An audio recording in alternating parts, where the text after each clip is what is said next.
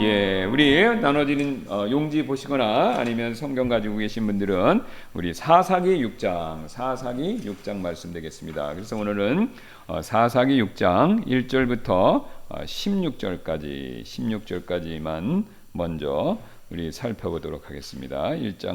사사기 6장 1절부터 16절인데 1절부터 6절 말씀만 먼저 읽겠습니다. 사사기 6장 1절부터 6절. 또 이스라엘 자손이 주의 눈앞에서 악을 행하였으므로 주께서 그들을 7년 동안 미디안의 손에 넘기셨더라. 미디안의 손이 이스라엘을 이겼더니 미디안 족속 때문에 이스라엘 자손이 산에 구멍과 굴과 강한 요새를 만들었더라. 또 이러하여 했으니 곧 이스라엘의 씨를 뿌릴 때면 미디안 족속이 올라오고 또 아말렉 족속과 동쪽의 자손들이 그들을 치러 올라와서 그들이 이스라엘을 향하여 진을 치고 여기서는 내가는 이제 이스라엘 사람입니다. 이스라엘 내가 가자에 이르기까지 땅의 소출을 멸하여 이스라엘을 위한 양식을 남겨두지 아니하고 양이나 소나 나귀도 남기지 아니하였더라. 이는 그들이 자기들의 가축과 장막을 가지고 올라왔는데 메뚜기같이 많이 왔기 때문이더라. 이는 그들과 그들의 낙타들이 수도 없이 많았기 때문이더라. 그들이 그 땅에 들어와서 그 땅을 멸하고자 하였더라. 이스라엘이 미디안 족속 때문에 심히 궁핍하게 되었고 이에 이스라엘 자손이 죽게 부르짖었더라. 자, 오늘 살펴볼 이제 사사기 6장은 그 유명한 기드온에 대한 내용인데요. 우리가 이제 기드온 하면 300용사 아시죠? 횃불과 항아리. 그래서 미디안 12만 명이 되는 대군을 300명이 그것도 칼을 쓴 게 아닙니다. 나팔하고 횃불 그것만 들고서 이 혼란 작전을 썼죠. 혼란 작전을 써서 자기들끼리 자중질환을 일으켜서 그래서 대패퇴를 시켰던 그 내용 굉장히 우리가 흥미진진하고 우리 주일학교 때부터 많이 배웠던 내용인데 자, 그 내용입니다. 이제 그 내용만 살피는 것이 아니라 그 앞서서 기드온의 이 삶 전반에 걸쳐서 하나님이 가르쳐 주시는 영적 진리들이 굉장히 많습니다. 그래서 이것을 우리가 자세히 한번 살펴보는 시간 갖도록 하겠습니다. 자, 지금 보시니까 또 이스라엘 자손이 주의 눈앞에서 악을 행하였으므로 주께서 그들을 7년 동안 미디안의 손에 넘겨주셨더라. 지난번에 말씀드렸던 것 초대에 생각나시죠? 하나님이 사이클이 있다고요. 이스라엘 백성들이 죄를 집니다. 특별히 어떤 죄죠? 우상숭배. 제일 심한 죄가 우상숭배예요. 그 우상숭배를 죄를 져요. 그러면 하나님이 진노하셔서 복을 주시는 게 아니죠. 그래서 가나안 쫓아냈어야 되는데 못 쫓아냈잖아요. 이런저런 핑계로. 그러니까 하나님이 그 가나안 족속들을 하나님이 사용하시는 거예요. 물론 가나안 족속을 일부러 부추기거나 그러시진 않습니다. 그들을 눌러주셔야 되는데 눌러주시는 걸 하질 않는 거예요. 그러니까 눌러주시질 않고 보호를 안 하시니까 그들이 일어나면서 누구를 괴롭혀요? 이스라엘 백성들을 괴롭히는 거죠. 그럼 이스라엘 백성을 괴롭히면 괴롭힘을 받다가 이스라엘 백성이 참 지혜로운 좋은데요. 우리도 마찬가지입니다. 괴롭힘을 처음에 몇 달, 한 1, 2년 받으면 그때 빨리 하나님께 돌아오면 되잖아요. 근데 버텨요. 몇 년씩. 네. 그러니까 한창 고생을 하고 나중에 돌아오는 거죠. 그러니까 몇 년, 이번에도 벌써 7년 동안이나 이제 고통을 겪는데, 그러니까 이제 이렇게 고통을 한창 겪다가 하나님께 구원 요청을 하면 하나님께서 화를 내시는 게 아니라 하나님 은혜와 긍휼이 풍성하셔서 내버려 두실 수도 있지만 하나님의 아브라함과 하신 언약이 있죠.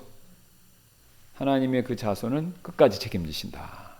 그래서 그 언약 때문에 하나님의 신실하심 때문에 사사라는 사람들을 보내주셔서 그 주변 가나안 민족의 억압 악재로부터 하나님이 기적같이 구출을 해주십니다. 그래서 이스라엘 백성에게 또 화평과 평안의 기간이 쭉 이어지죠. 자, 근데 그렇게 해서 끝나서 계속 하나님을 잘 섬기면 되는데 시간이 흘리면요, 이게 참 인간이 이상합니다. 우리 인간은요, 고난을 받을 때보다 복 받고 잘 될 때 더 타락하기 쉽습니다. 에덴 동산은 부족한 게 없었어요. 모든 게 넘치고 모든 게 평화롭고 모든 게 풍성한데 거기서 인류는요, 최초의 범죄를 했습니다. 헝그리 정신이라는 게 빈말이 아닙니다. 우리가 그래서 헝그리가 고난이 무조건 나쁘다라고, 물론 고난은 겪고 싶지는 않죠, 누구도. 그러나 고난이 무조건 나쁘다 할 수가 없습니다. 오히려 인간이 잘 되면요, 복을 많이 받으면요, 쉽게 마음을 놓기 때문에 타락하기가 매우 매우 쉽습니다. 이스라엘 백성이 그걸 예 역사예요. 산 증인이죠. 특히 사사기는 그거를 똑같은 패턴으로 보여줍니다. 그러니까 이번에 그렇게 해서 했다가 끝난 게 아니에요. 그렇죠? 예. 그 다음에 또 어떻게 됐습니까? 또 이후에 그게 사이클이 벌써 이번에 이제 앞에서 4번 하고 5번째입니다. 운니엘 때 한 번 그랬죠. 에훗이 나올 때 한 번 그랬죠. 삼가리 할 때 그랬죠. 지난번에 살펴봤던 드보라 바락 4장 5장에 나왔던 그때도 한 번 그랬죠. 예. 자, 그런데 또 정신 못 차리고 또 하나님 앞에서 악을 행했죠. 우상숭배죄를 또 지은 겁니다. 자, 그랬더니 하나님께서 이번에 누구한테요? 미디안 족속의 손에 넘겨주셨다. 이렇게 얘기하는 거죠. 그런데 이번에 미디안 족속에게 넘겨주셨는데 이번은요, 지금까지 다른 가나안 족속에게 받은 억압에 비해서 최악이었습니다. 엄청나게 힘들었어요. 자, 왜 그러냐? 지금 보면요, 제가 그림 넣었죠. 거기 한번 보시기 바랍니다. 압제도 이런 압제가 없었어요. 왜냐면요, 이스라엘 백성들이 얼마나 이 미디안 족속에게 달달달 볶였냐면 자기가 살던 집을 떠나서 산에 가서 피난처를 만들면서 살았어요. 심지어는 이렇게 그림에서 보면 동굴에서까지 삽니다. 동굴에서. 그 이전에 나와 있죠. 미디안의 손이 이스라엘을 이겼더니 미디안 족속 때문에 이스라엘 자손이 산에 구멍과 굴과 강한 요새를 만들었더라. 자기 집 놔두고 거기서 살 수가 없어서 산으로 도망가서 굴 속에, 산에다 요새 만들어 놓고 굴에다가 구멍과 굴 만들어 놓고 거기서 사는 겁니다. 자, 왜 그러면 이렇게 이스라엘 백성이 이렇게 할 수밖에 없었냐? 이 미디안 사람들이요, 굉장히 머리가 좋은 방법으로 이스라엘 백성을 괴롭혔어요. 이 사람들은요, 앞에 있는 그 다른 가나안 족속들과 다르게 무력으로 그냥 이스라엘 백성들이 사는 땅에 쳐들어와서 거기 딱 거주하면서 무력으로 찍어서 누르는 게 아니라 자기 살던 데 보통은 살아요. 그 다음에 딱 2번 옵니다. 언제 오냐? 이스라엘 백성들이 파종할 때. 이게 언제냐면 이제 요즘 같은 봄 때죠. 그 다음에 또 한 번 와요. 추수할 때. 파종할 때, 추수할 때 인해전술 아시죠? 그 이제 뒤에 나오면 12만 명이 오는 게 나와요. 인해전술로 아모리 족속까지 미디안하고 아모리 족속이 합쳐갖고 인해전술로 이스라엘 땅에 파종할 때, 씨 뿌릴 때, 씨 뿌리고 나서 새싹이 좀 났을 때 그때 인해전술로 밀어붙입니다. 그럼 왜 인해전술로 밀어붙였냐? 추수할 때 쳐들어온 거는 이해가 돼요. 그렇죠? 곡식을 추수하면 그걸 뺏어가면 되니까. 근데 그때도 그랬지만 씨앗을 뿌리고 좀 지나서 그때도 와요. 자, 이유가 있습니다. 미디안 족속은요, 유목민이에요. 유목민은 초지가 필요하죠. 그러니까 풀을 먹여야 돼요. 그런데 자기들이 거기서 먹이고 없으니까 정말로 자기 미디안 족속 올 수 있는 사람은 다 끌고 인해전술로 숫자로 밀어붙여 갖고 이스라엘 백성들의 땅으로 쳐들어와서 어떤 짓을 했냐? 그냥 풀을 먹인 게 아니라 곡식 심어놓은 싹 있죠? 그걸 자기 가축들에게 다 먹인 겁니다. 그러니까 이스라엘 백성들이 어떻게 되겠습니까? 이거 농사를 지을 수가 없죠. 또 그것만 했냐? 와갖고 가축들도 다 뺏어가는 거예요. 그러니까 거기 보시면 자, 3절에 이렇게 나오죠. 또 이러하여 했으니 곧 이스라엘의 씨를 뿌릴 때면 미디안 족속이 올라오고 또 아말렉 족속과 동쪽의 자손들이 그들을 치러 올라와서 4절 그들이 이스라엘 향하여 진을 치고 그 다음에 가자일까지 땅의 소출들을 멸하여 이스라엘을 위한 양식을 남겨두지 아니하고 양이나 소나 나귀도 남기지 아니하였더라. 그러니까 와서 다 뺏어가는 겁니다. 그러니까 여기 지금 재밌는 건 뭐냐면요, 여기 지금 낙타 얘기가 나오고 5절 보겠습니다. 이는 그들이 자기들의 가축과 장막을 가지고 올라왔는데 흥미롭죠. 그러니까 보통은 싸우러 오면 군인하고 말이나 이런 것만 와야 되는데 흥미롭게 이 사람들은요, 가축도 데리고 왔대요. 또 장막도 갖고 왔대요. 그러니까 이게 잠깐 싸우러 가고 오는 게 아니라 눌러 던졌다 간다는 거죠. 예, 그러니까 막 가축 데리고 와서 싹 쓸어버리는 겁니다. 그러니까 그게 그 당시 지금 이스라엘 지방이나 아프리카에 있는 뭐와 비슷하냐? 메뚜기가 여러분 굉장히 이 중동 지방에서 지금은 많이 줄어들었는데요. 그 이집트나 이 중동 지방에서 굉장히 위험한 곤충인 거 아시죠? 얘네가 막 수억 마리가 한꺼번에 덮치면요, 나만 게 없다고 합니다. 농작물부터 시작해서 나무 이파리까지 다 뜯어먹는잖아요. 그러니까 지금 이 미디안 족속을 뭐에 비유했어요? 메뚜기. 그러니까 메뚜기 같이 다 먹는 거예요. 와서 이제 미디안 사람들이 그거를 풀을 먹는 건 아니죠.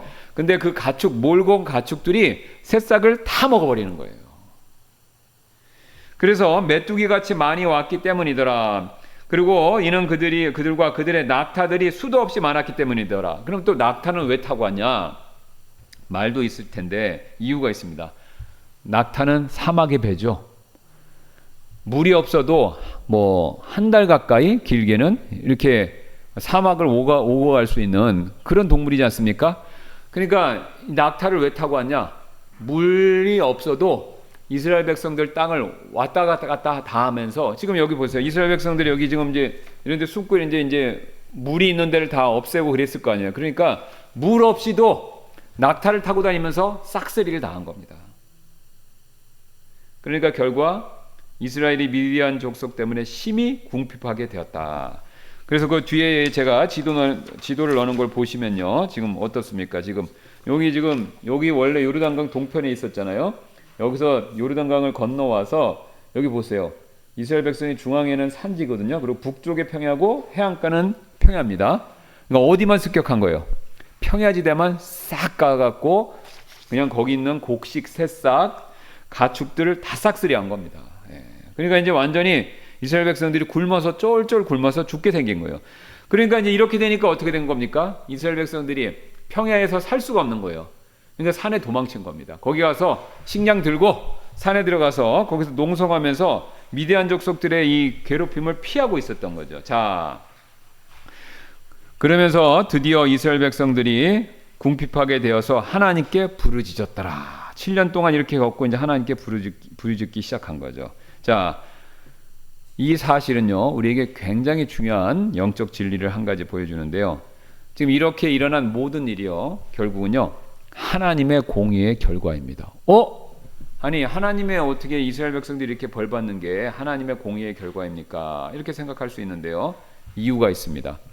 지금 이스라엘 백성들이 이런 엄청난, 특히 농사일에 있어서 고난과 어려움을 겪었던 이유는요, 우상 숭배하고 관계가 있는데, 이스라엘 백성들이 어떻게 했냐면요, 하나님께 드려야 할, 땅의 추수에서 나오는 하나님께 드려야 할 농산물을요, 하나님께만 드려야 되잖아요.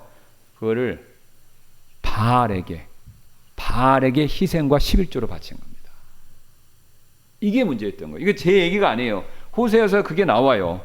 호세아서에 거기 제가 적어놨죠. 2장 8절 9절 거기 보세요. 거기 보이시죠?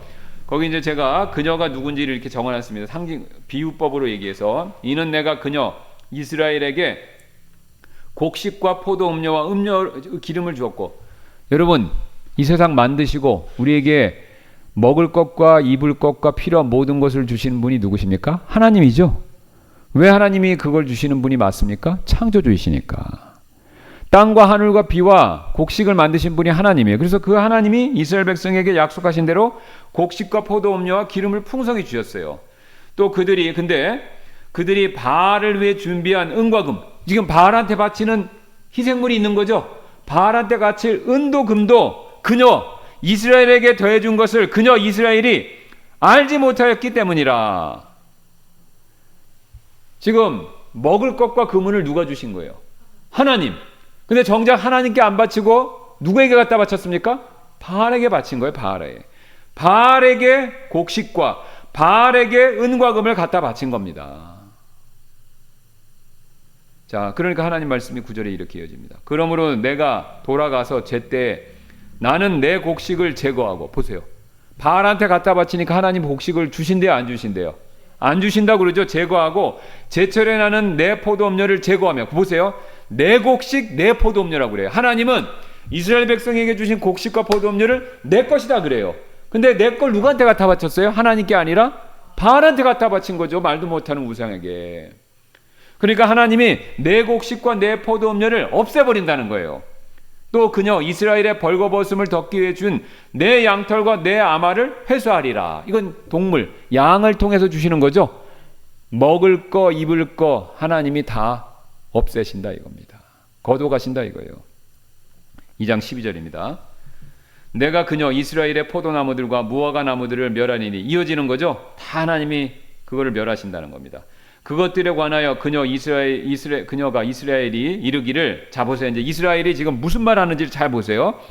이것들은 지금 앞에서 말한 무화과 나무, 포도나무, 뭐 양털 이런 거죠. 이것들은 나의 연인들, 성경은요 우상 숭배를 항상 간음 간통으로 비유합니다.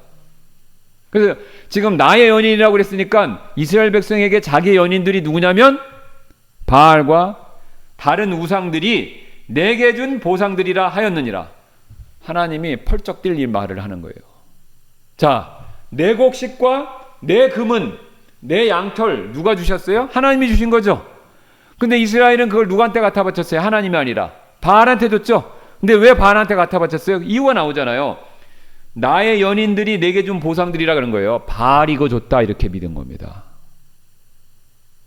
자, 여러분 이거를 좀 이해하기 쉽게 이렇게 비유하면 팍 와닿으시는데, 남편이 있고 아내가 있습니다. 근데 아내가 바람이 난 거야. 일명 간통을 한 겁니다. 그런데 남편이 그동안 뼈 빠지게 일해갖고 그 아내를 가정을 부양을 했는데, 그래서 재산을 일궈갖고 이렇게 해서 이제 가족을 잘 섬기고 했는데, 이 아내가 간통 바람이 난 거예요. 근데 바람이 놔두고 외간 남자를 만나요. 그리고 외간 남자를 만나더니 결국 나중에 그 아내가 하는 말이, 이 재산은 나의 외간 남자가 만들어 준 거다. 그러면 어떻게 되는 겁니까? 살인 나죠? 속된 말로 하면. 네, 살인 나는 거죠? 지금 이스라엘 백성이 이렇게 얘기하는 거예요, 지금요. 기껏 누가 주신 거예요? 하나님이 만들고 이스라엘 백성도 만들어 주시고, 이스라엘 백성을 이집트의 노예에서 끄집어내셔서 그 다음에 가나안 땅도 정복하게 하시고, 가나안 땅에서 복을 주셔서 먹을 거 입을 거 다 주셨는데, 하나님께 드려도 마땅치 않을 판에 누구한테 줘요? 바알한테 갖다 바친 거예요. 그리고 바알한테 갖다 바친 것도 잘못이지만 하나님을 정말 화나게 한 건 뭐냐면요, 바알이 그걸 줬다 이런 거예요. 그러니까 하나님이 화를 안 내실래야 안 내실 수가 없는 거죠. 고생은 내가 했는데 외간 남자가 지금까지 먹여 살렸다 이렇게 얘기하는 겁니다. 자, 그런즉 보세요. 내가 그것들을 수풀로 만들며 들짐승들이 그것을 먹게 하리라. 그거 그대로 됐죠. 수풀같이 되고, 미디안 족속의 짐승들이 와서 낙타랑 그 사람들이 가축이 와서 그걸 다 먹어치운 거죠 지금. 자, 13절 나옵니다. 그녀가 바알님은 바알의 복숭이라고 그랬죠. 바알들을 섬긴 날들대로 보세요. 지금 바알을 섬긴 날수 그대로 그거 채워서 내가 그녀에게 징벌하니, 7년 섬겼으면 7년 이런 징벌을 7년 내린다는 거예요. 그때는 그녀가 그것들에게 분향하고 귀고리들과 보석들로 자기들을 치장하였고, 여기 보세요. 그것들에게 바알님에게 분향도 하죠. 귀고리들과 보석들로 자기를 치장하였고, 이게 그냥 멋내려고 하는 게 아니라 우상의 상징들입니다.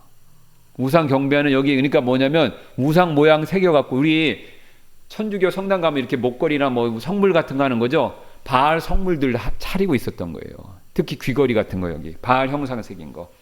자기를 치장하였고, 그러니까 그냥 멋내려고 치장한 걸 얘기하는 게 아니라 여기 귀걸이와 보석들은 바알의 형상들로 치장한 거예요.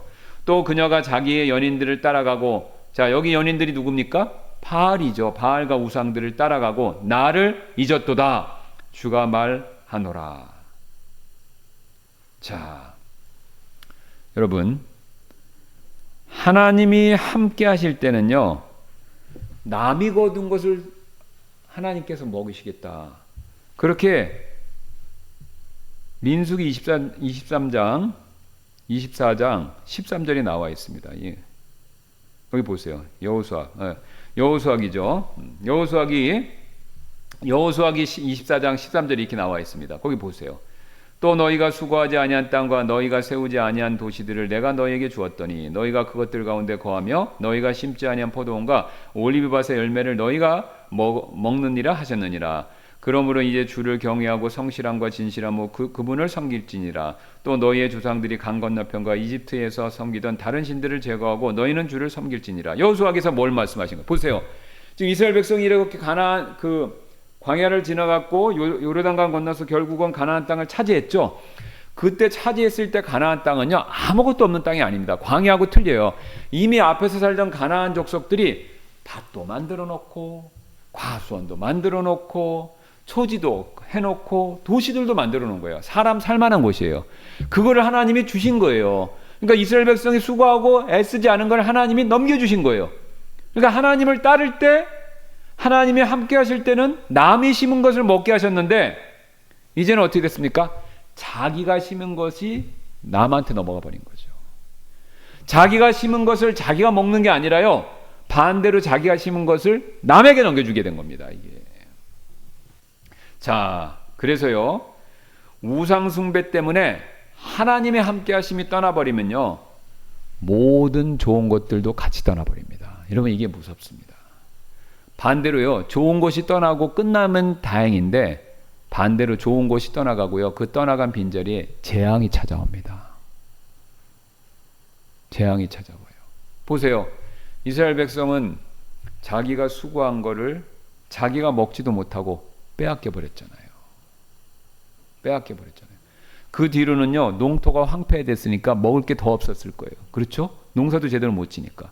그럼 그나마 거기서 간신히 농사 지은 것도 그것도 빼앗기잖아요. 그러니까 재앙입니다, 재앙. 그래서 성경은 이런 재앙을 저주 이렇게 부릅니다. 거기 나와 있죠. 신명기 11장 26절 28절. 보라, 내가 이날 복과 저주를 너희 앞에 두노니 너희가 만일 내가 이날 너희에게 명령하는 길에서 돌이켜 떠나 주 너희 하나님의 명령들에 순종하지 아니하고 너희가 알지 못하던 다른 신들을, 바알이죠, 다른 신들을 따르면 뭘 받으리라고 말씀하십니까? 저주를 받으리라. 지금 이스라엘 백성이 뭐 받고 있습니까? 저주 받고 있죠. 자기가 수고한 것도 자기가 못 먹습니다. 자, 그러면 왜 이스라엘 백성들이 이렇게 저주를 받았냐? 보세요. 바알은요, 농사의 신이에요. 그러니까 하나님이 아니라 농사의 신한테 엎드리니까 자기가 했던 농사일에 저주를 받은 거예요. 그러니까 하나님이 그대로 갚아주시는 겁니다. 자, 이 원리가 성경 전체에 나와요. 로마서 1장 보면요, 우리 공부하셔서 아시죠? 성을 우상으로 삼으니까 어떻게 돼요? 그 성이 저주가 돼갖고 어떻게 됩니까? 자기한테 간음이나 동성연애나 23가지 죄악에 빠지게 되죠. 이게 패턴이 똑같습니다. 하나님이 아닌 다른 것을 우상으로 삼잖아요. 그러면 그 우상이요, 저주가 돼요. 그래서 저주가 되면서 나에게 어려움을 줍니다. 자, 디모데전서 6장 말씀 보면요, 돈을 사랑해서 우상으로 삼으면요, 돈이 많으니까 좋다 생각하실 수 있지만 처음에 그래요. 그런데 그 돈으로 인해서 내 안에 나한테 저주가 됩니다. 그래서 오히려 저주가 되기 때문에 많은 근심으로 나를 찔러 꿰뚫어요. 그건 성경에 나와 있습니다. 디모데전서 6장 10절. 이는 돈을 사랑함이, 조심하셔야 되죠. 돈이 모든 악의 뿌리가 아닙니다. 돈을 사랑함이 문제예요. 그리스도인은 돈이 필요 없다가 아닙니다. 돈을 벌 필요도 없다가 아니고 부자가 될 필요도 없다 이런 뜻이 아닙니다. 돈을 사랑하면 안 되는 거예요. 돈은 버시고 부자도 되시려면 되실 필요가 있습니다. 근데 돈을 사랑하면 안 되는 거죠. 돈을 사랑함이 모든 악의 뿌리이기 때문이라. 어떤 자들은 그것을 쫓아 탐내다가 믿음에서 벗어나 잘못하였음. 이게 저주예요. 돈 쫓다가, 우리 속된 말로 이런 말 있죠. 돈 좋아하면 돌아버린다. 그죠? 예. 그러니까 돈을 막 쫓다 보니까 속된 말로 하면 돌아버린 거예요. 그러니까 돌아버리니까 그게 저주잖아요. 그래서 많은 근심으로 자기를 찔러 꿰뚫었도다. 여러분, 돈 많은 사람 치고요, 걱정 없는 사람 없습니다. 우린 반대로 생각해요. 돈이 많으면 내가 걱정 없을 것 같다. 그리고 로또 복권 맞으면 얼마나 좋을까. 그런데 여러분, 로또 복권 맞으면요, 그 다음에 걱정거리 더 생겨요. 돈 냄새 맡고 와서 찾아오는 사람, 그거 농협에서 보통 주는 걸 아는데 그거 주는 데가 있대요. 그럼 벌써 앞에서 대기하고 있대요. 누구 한 줄 아세요? 사기꾼부터 시작해갖고 자선단체. 그리고 친구들도 어떻게 알았는지 다 알고 와갖고 사돈의 8촌까지 와서 도와달라고 그런답니다. 그래서 옛날에 한때 인터넷상에 그 떠돌아다니는 게 있어요. 로또 받건 받았을 때 취해야 될 행동들. 그래갖고 연락 전화번호 다 지우고 뭐 이사 완전히 다 가고, 예, 직장도 그냥 사표도 그냥 뭐 말로 전화만 하고 완전 사라진다. 그래갖고 뭐 딴 나라로 어디로 간다. 예, 뭐 그런 얘기 한때 막 돌은 적도 있었어요. 돈이 많으면 좋을 것 같죠? 예, 물론 편리함도 있습니다. 그러나 그게 저주가 되어버리는 거예요. 잘못하면. 그래서 나에게 많은 근심으로 나를 찔러 꿰뚫는 일이 생기는 거죠. 이거 외에 이 세상에 있는 그 어떤 것들도 마찬가지입니다. 하나님 빼놓고 다 사랑하면요, 우상 되는 겁니다. 그럼 우상이 되면요, 그 우상이 되는 것들이 저주가 돼요. 그러니까 우상 자체가 저주가 아닌데 우상으로 삼으면 내가 삼았던 거, 그것 자체가 나한테 저주하는 도구가 된다는 겁니다. 이게 무서운 거죠. 그래서 우리를 찔러 꿰뚫어 버립니다. 그러니까 호세아서 2장 12절 말씀을 이렇게 읽어보시면 이해하기 쉽죠. 아까 읽었던 거죠. 내가 그녀의 포도나무들과 무화과 나무들을 멸하니니 그것들에 관하여 그녀가 이르기를 이것들은 지금 이스라엘 백성이 지금 포도나무 무화과가 그게 다 그 우상들이 준 거다 이거죠. 그러니까 여기 그녀가 이르기를 이것들을 거기다 이렇게 적어보세요. 제가 적어놨죠. 나의 돈, 나의 지위, 나의 지식들이 내게 준 보상들이라. 이렇게 얘기하면 그게 우상에 빠지는 겁니다. 내가 이렇게 잘 먹고 잘 사는 거 이거 내 힘이야. 그러면 이미 우상 되신 거예요. 그게 하나님의 은혜가 아니라 내 힘이다, 내 노력이다, 내 인간관계론이다, 이렇게 생각하시면요, 그때부터 벌써 우상의 길로 들어가기 시작하신 겁니다. 하나님은요, 믿지 않는 자나 믿는 자나 동일하게 하나님께서 먹이시고 입히시고 해와 비를 다 내려주십니다. 이 세상에 갑부나 가난한 사람이나 하나님이 다 책임져 주시는 거예요. 부자도 하나님 만들어주시고 가난하게 하는 것도 하나님 허락하시는 거예요. 그런데 그런 하나님을 인정 안 하고 내가 가진 어떤 것이 나에게 이런 축복을 준다 이렇게 생각하면요, 그게 우상이죠. 그게 우상이죠. 자, 그래서 오늘 이스라엘 백성들도 이런 하나님의 저주, 우상에 빠지면 저주를 받죠. 이런 하나님의 저주를 받았기 때문에 이제 7년째 되는 어떻게 했어요? 하나님께 살려달라고 싹싹 빌었죠. 예, 빌었던 겁니다. 자, 그래서 우리는 이제 앞에서랑 패턴이 똑같게 하나님께서 그러면 이제 구원자 사사를 보내주시겠구나. 이렇게 이제 우리가 기대가 되죠. 왜요? 이 앞에 패턴이 똑같으니까. 벌써 앞에 4번 그랬잖아요. 그래서 앞에 거기 제가 적어놓은 거 보시면 지금 그 앞에 패턴이 그대로 나오지 않습니까? 3장 9절 이스라엘 자손이 주께 부르짖을 때 주께서 이스라엘 자손에게 그들을 위하여 한 구출자를 일으키사 그들을 건져내게 하셨으니 곧 갈렙의 동생인 그나스의 아들 온니엘이다. 이스라엘 백성이 주께 부르짖으니까 하나님이 온니엘을 보내신 거죠. 그렇죠? 그 다음에 사사기 3장 15절 그러나 이스라엘 자손이 주께 부르짖었을 때 또 죄짓고 또 부르짖었죠. 주께서 그들을 위하여 한 구출자를 일으키셨으니 똑같죠. 말이 곧 베냐민 족속 게라의 아들 왼손잡이 에웃이라. 그렇죠. 예. 또 사사기 3장 3절 4절도 비슷합니다. 이스라엘 자손이 주께 부르짖었더니 똑같죠. 이는 그에게 철병거 병거 900대가 있었고 20년 동안 그가 이스라엘 자손을 심히 억압하였기 때문이더라. 그때 라피돗의 아내인 여예언자 드보라가 이스라엘을 재판하였더라. 지금 이때 누구를 보내주셔서 드보라를 보내셔서 또 하나님이 구출해 주셨죠. 자, 그러니까 이번에도 이제 하나님이 똑같은 패턴으로 일하시면 선지자를 하나님께서 구출자 사사를 일으켜서 해야 되는데 이번엔 틀립니다. 이번에는요, 구원자 대신에 선지자를 먼저 보내시는 거예요. 구원자 대신에 선지자. 자, 보세요. 7절, 8절, 9절입니다. 10절까지 보겠습니다.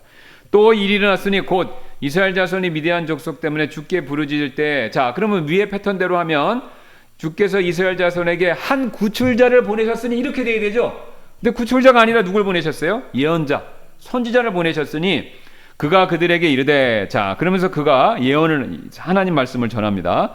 주 이스라엘의 하나님이 이같이 말하노라. 내가 너희를 이집트에서 데리고 올라오고 너희를 그 속박의 집에서 데리고 나왔으며 또 내가 이집트 사람들의 손과 너희를 억압하는 모든 자들의 손에서 너희를 건져내고 그들을 너희 앞에서 쫓아내며 그들의 땅을 너희에게 주었고 또 내가 너희에게 이르기를 나는 주 너희 하나님이라. 너희가 거하는 땅 곧 아모리 족속의 땅의 신들을 두려워하지 말라 하였으나 너희가 내 목소리에 순종하지 아니하였느니라 하시더라. 다른 신 섬기지 말라 이거죠. 근데 어떻게 했다는 겁니까? 섬겼다 이거죠. 내 목소리에 순종 안 했다는 겁니다. 자, 지금 이 예언자가 전한 말씀의 내용은요, 하나님께서 지금 백성들의 우상 숭배의 죄를 어떻게 하신 겁니까? 칭찬한 게 아니라 책망하신 거죠.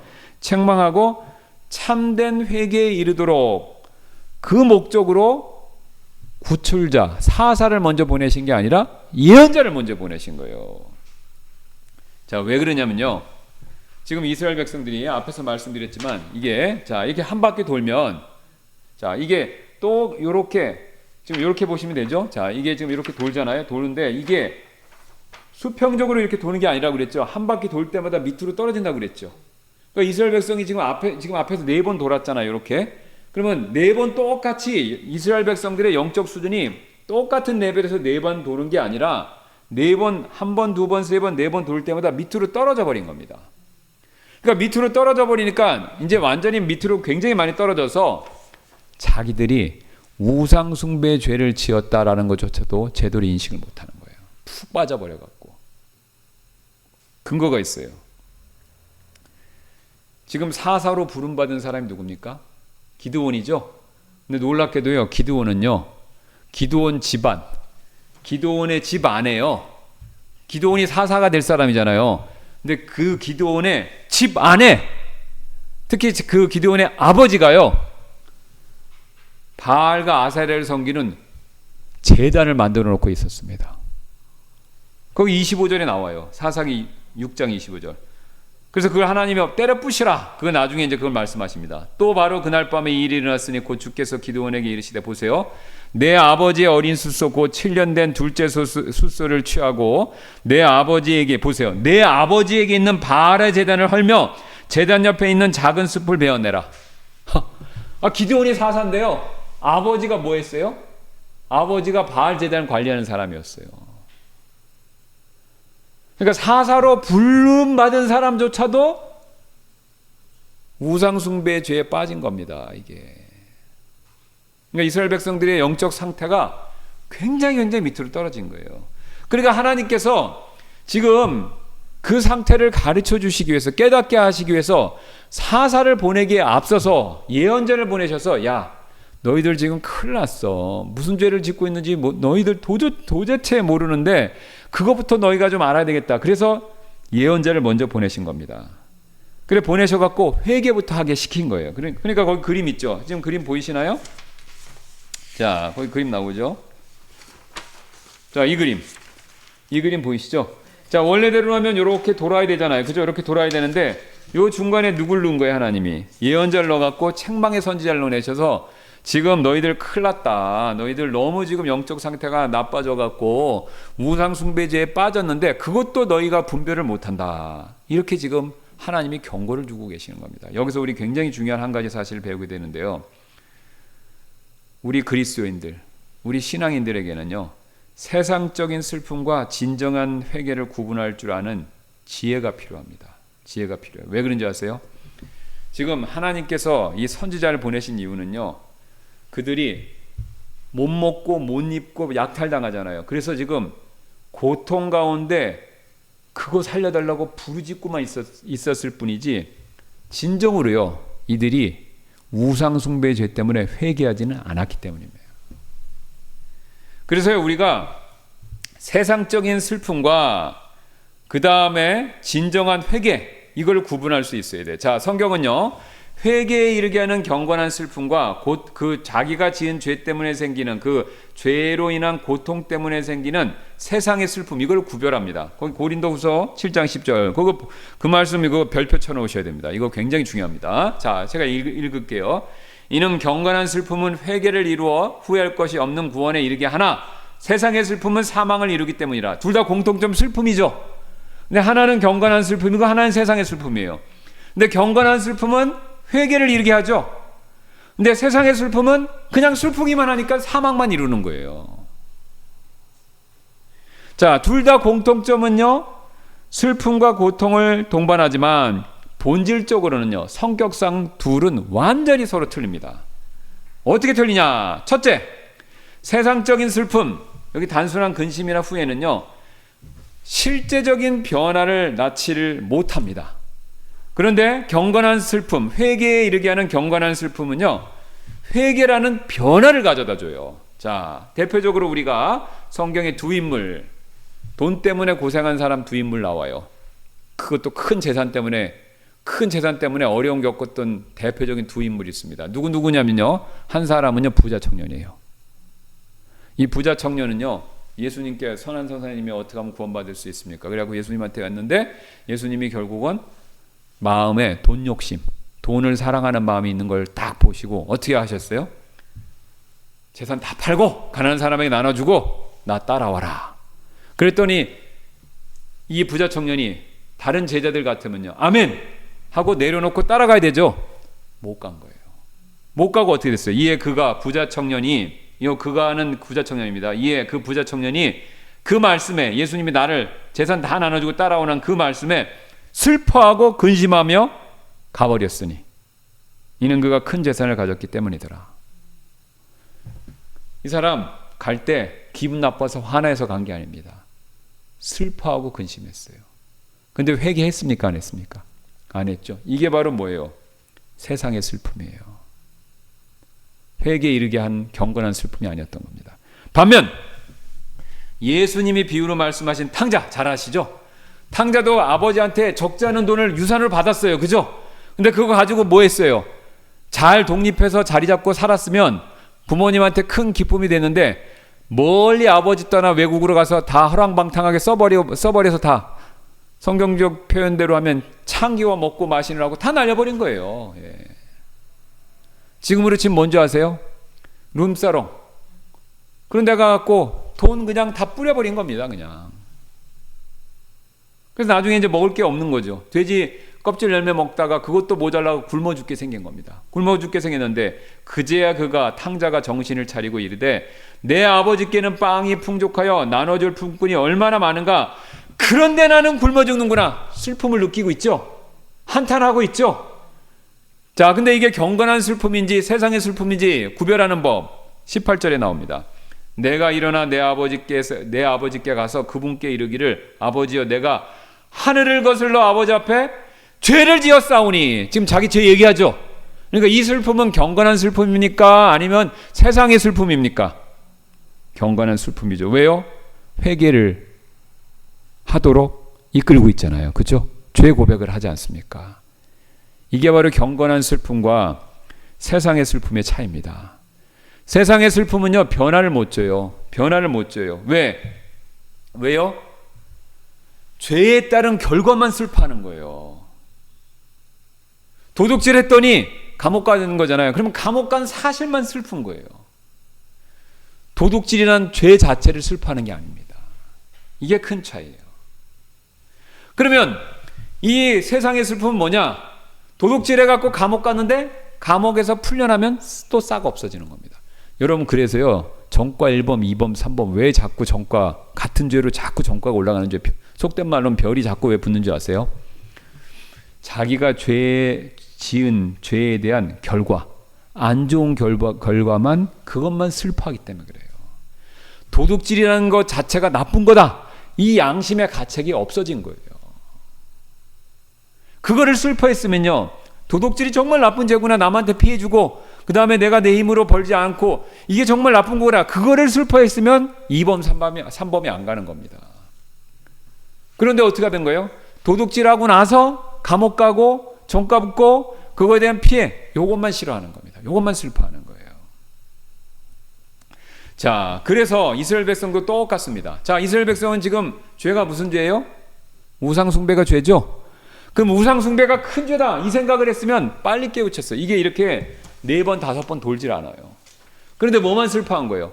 우상 숭배를 지은 결과 하나님의 저주를 받아서 그 저주에 대한 나쁜 일들, 그것만 슬퍼하는 거예요. 그것만. 그러니까 지금 같은 경우 지금 이 기드온 케이스, 지금 이번에 6장에 나온 케이스는 뭐예요? 못 먹고 못 입는 거, 산속 가서 토굴에 사는 괴로움, 그러니까 집 나가서 고생, 못 먹어서 고생, 이것만 슬퍼하는 겁니다.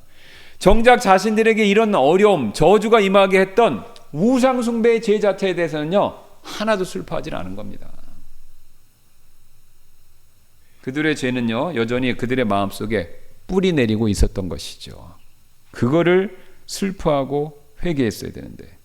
자, 두 번째 차이점, 세상적인 슬픔하고 경건한 슬픔의 두 번째 차이점은요, 세상적인 슬픔은요, 계속해서 후회하게 만듭니다. 계속해서 후회하게 만들어요. 그러나 회개는요, 과거에 대한 내 잘못으로부터 결국은 자유롭게 만들어줘요. 자, 보세요. 이스라엘 백성들이 지금 죄를 짓고 못 먹고 못 먹으니까 그러지 말았어야지. 그러다가 또 다시도 하면요, 또 그러지 말았어야지. 이거에 대한 반복이 계속 있을 수밖에 없었던 거예요. 그런데 진짜 회개하면요, 나의 과거의 잘못으로부터 자유로워집니다. 왜요? 구원받을 때 생각해 보시면 정확히 합니다. 구원 안 받으면요, 내가 옛날부터 지은 죄들 생각나서 늘 괴로워요. 그렇죠? 어렸을 때 동생 사탕 하나 훔쳐먹은 것도 찔려요. 그죠? 생각나면. 근데 여러분 구원받을 때 생각해 보세요. 진심으로 회개하고 예수님 믿으면요, 예수님이 내 동생 사탕 훔쳐먹은 죄, 그 죄를 위해서도 십자가에 죽으셨다. 이 믿음이 있으니까요, 과거의 죄로부터 어떻게 됩니까? 자유로워집니다. 과거의 안 좋은 기억으로부터 내가 벗어날 수 있는 거예요. 뭐 때문에? 예수님의 보혈 때문에. 진정한 회개가 이것을 우리에게 가르쳐 주는 겁니다. 참된 회개를 하면요, 정죄함으로부터 자유로워지는 겁니다. 정죄함으로부터 자유로워져요. 자, 그래서 우리는요, 더 이상 내 자신을 미워하거나 인생을 절망하지 않게 되는 겁니다. 절망하지 않게 되는 거죠. 자, 근데 어떤 사람이 만약에 하나님께로부터 이런 위로, 하나님께서 용서해 주셨어, 하나님께서 함께 해 주실 거야, 이런 위로를 못 받고 있다, 그러면 그분은요, 여전히 경건한 슬픔을 느끼시는 게 아니라 세상적인 슬픔 가운데 여전히 빠져 계신 거죠. 그 얘기는 뭡니까? 진정으로 회개했다 안 했다? 진정으로 회개 안 했다, 이겁니다. 세 번째 차이점은 세상적인 후회, 세상의 슬픔은요, 나 중심이에요. 자, 지금 고난당하는 거, 이스라엘 백성으로 예를 들어갈게요. 못 먹고 톡을 가서 지금 잠자리 불편한 거, 이거 굉장히 괴롭죠. 그 내 삶이 괴로운 거예요. 그러니까 나 중심인 겁니다. 그 세상적인 후회는요, 나 중심이에요. 그래서 내가 얼마나 상처받았는지, 내 인생이 얼마나 망가졌는지, 내 마음이 얼마나 아픈지 나만 고민하는 겁니다. 내가 겪는 나에 대한 고통만 생각하는 거예요. 그죠? 그러나 경건한 슬픔, 회개에 이르게 하는 경건한 슬픔은요, 하나님 중심입니다. 그래서 내가 우상숭배 지은 죄가 하나님 얼마나 화나게 했을까, 이렇게 생각하게 되는 거죠. 아까 제가 간음하는 죄로 제가 설명드렸죠? 생각해 보세요. 정말 제정신 있는 아내라면요, 그런 생각을 내가 그렇게, 그 아내가 그렇게 했다가 이제 뉘우쳤어요. 그럼 뉘우치면 우리 남편한테 정말 우리 남편 화났겠구나, 날 안 죽인 게 다행이네, 이렇게 생각이 들겠죠. 그죠? 그게 진정한 회개지 않습니까? 그렇게 생각이 들었을 거예요. 이스라엘 백성도 똑같이 그렇게 해야 된다는 겁니다. 내가 우상숭배해서 하나님이 얼마나 화가 나셨을까, 이걸 생각해야 되는데, 하나님이 받으신 그 고통, 하나님이 그 느끼셨던 분노, 진노, 이걸 생각해야 되는데 이걸 생각 못하는 겁니다. 근데 경건한 슬픔은요, 내 죄가 하나님을 얼마나 슬프게 했을까, 창조주이자 구속자이신 하나님을 얼마나 모욕했는가, 그리고 내가 내 반복적인 짓는 죄가 얼마나 하나님을 슬프게 만들었는가, 이런 걸 고민한다는 거죠. 그래서 경건한 슬픔인지 세상적인 슬픔인지는요, 누구 중심인가를 잘 생각해 보시면 됩니다. 누구 중심인가를. 자, 그래서 이런 진리에 비추어 볼 때 오늘 이스라엘 백성들은요, 경건한 슬픔이었습니까? 세상의 슬픔이었습니까? 세상의 슬픔이었죠. 왜요? 우상 숭배의 죄를 회개했다는 내용이 없으니까요. 회개했다는 내용이 없기 때문에. 여러분, 우리도 마찬가지입니다. 우리도요, 똑같습니다. 자, 여러분이 지금 어떤 삶의 고통이 있으시잖아요. 그러면 그게 경건한 슬픔인지 아니면 세상의 슬픔인지 아까 말씀드린 기준을 가지고 잘 생각해 보셔야 됩니다. 그게 내가 지은 죄 때문에 생겨서 얻게 된 것인지, 정말로 내가 하나님께서 나를 선하게 인도하시는 회개로 이루게 하는 내가 그런 슬픔을 느끼는 건지, 그거를 잘 구별하셔야 된다는 거죠. 그래서 우리가 그런 상태를 잘 분별해야 우리가 오늘 이스라엘 백성들이 어떻습니까? 세상적인 슬픔으로 인해서 경건한 슬픔에 이르지 못하는 그런 실수 범하지 않을 수 있다는 것이죠. 그리고 내가 그런 거를 잘 분별하려면요, 꼭 필요한 도움을 받는 곳이 있어야 됩니다. 그게 누구냐면요, 그게 교회예요. 인간은요, 자기 자신을 스스로 잘 못 봅니다. 성경에 나와 있죠? 우리는 우리 스스로 객관적으로 보기 어려워요. 잠언 21장 2절. 사람의 모든 길이 자기 자신의 눈에는 옳게 보이나 주께서는 마음들을 살피시느니라. 에레미야 17장 9절. 마음은 모든 것들보다 거짓되고 지극히 사악하니 누가 그것을 알 수 있으리요. 나는 항상 옳고 똑똑하고 합리적이고 객관적이다 생각하지만요, 인간의 마음같이 부패한 게 없기 때문에, 우리 안에 죄성이 있기 때문에 우리는 항상 역선택, 내가 뭘 하는지를 내가 제일 모를 수가 있어요. 여러분 그거 주변에 많이 보죠. 내 남편 내 자식도요, 가끔 자기가 뭐 잘못하는지 몰라요. 그렇죠? 우리 남편이 이거 잘못하는 거 전혀 몰라요. 우리 애들은 이거 잘못하는 거 전혀 몰라요. 그거 아시죠? 그런데 입장 바꿔놓으면요, 우리 아내도 그런 거예요. 그죠? 그렇죠? 우리 다, 저도 그렇고 다 있어요. 우린 죄성의 영향을 받기 때문에 객관적으로 나를 못 보는 겁니다. 그래서 나의 어떤 부분은요, 잘못하는데 모를 수가 있는 겁니다. 그러니까 누가 필요해요? 나를 잘 아는 다른 사람이 필요한 거죠. 그래서 신앙적으로 나를 잘 아는 다른 사람들이 모인 것이 어디입니까? 그게 교회죠. 다른 지체가 필요한 겁니다. 성경에 그 문제를 돕기 위해서 서로 도움이 필요하다 이렇게 말씀하죠. 그래서 히브리서 3장 13절, 오직 너희 중에 어느 누구도 죄의 속임수를 통해 강팍하게 되지 않도록 오늘이라 불리는 동안 날마다 서로 정죄하라가 아니라 권면하라. 판단하는 게 아니라 권면하라. 비판하라는 것이 아니라 권면하라. 서로 권면해 줘야 됩니다. 기도 가운데. 갈라디아서 6장 1절 2절. 형제들아, 만일 어떤 사람이 잘못에 빠지거든 영적인 너희는 온유의 영으로, 보세요. 그 온유의 영이죠? 온유의 영으로. 그러니까 정죄, 비판, 판단 안 하려면 온유의 영으로 해야 돼요. 온유의 영으로 그러한 자를 회복시키고 너 자신을 살펴보아 너도 시험에 들지 않게 하라. 너희는 서로의 짐들을 지라. 그리하여 그리스도의 법을 성취하라. 자, 그래서 우리가 교회가 왜 필요하냐? 혼자 신앙생활이 어려움. 왜 하면 그게 신앙 성장에 유익이 별로 없냐면요, 나를 못 보기 때문에 그렇습니다. 인터넷에 좋은 설교가 얼마나 많습니까? 외국 설교도 다 들을 수 있어요. 영어가 되면. 또 다른 나라 외국어 다 할 줄 알면. 그걸로 들으면요, 신앙 성장에 도움이 되긴 하지만 교회를 안 가면 소용이 없어요. 왜? 그것도 내가 다 듣고 싶은 것만 골라서 듣잖아요. 누가 나를 체크해 줄 사람이 있어요, 없어요? 없어요. 지체들이 봐줘야 되고, 기도 가운데 권면해 줘야 되고, 목회자가 또 살펴줘야 되고, 그게 있어야 신앙이 온전해집니다. 그래야 내가 세상의 슬픔에 빠져서, 세상의 슬픔에 빠지면요, 자기 연민밖에 없어요. 자기 연민에 빠지면요, 원망, 불평, 낙담에 빠지면서 사탄이 우리를 꼭 유혹하는 마지막 길은요, 극단적인 선택이에요. 사탄은 항상 우리를 멸망하게 하기 때문에. 그래서 우리는요, 세상의 슬픔에 빠지지 말고 경건한 슬픔, 죄에 대한 인식에서 오는, 특히 우상 숭배의 죄에 관계된 그 죄에 대한 인식에서 나오는 경건한 슬픔을 가지셔야 됩니다.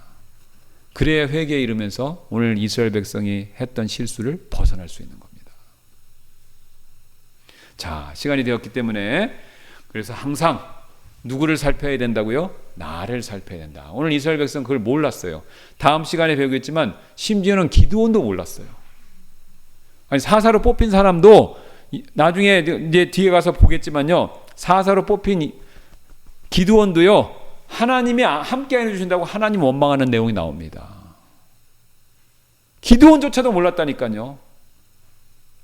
이스라엘 백성 영적으로 완전 다운된 겁니다. 예. 자, 그렇게 되지 않으려면요, 우리가 하나님 앞에서 자기를 잘 보셔야 됩니다. 예. 자, 항상 자기 자신을 잘 살피는 저와 여러분 되시기를 주님의 이름으로 소원합니다.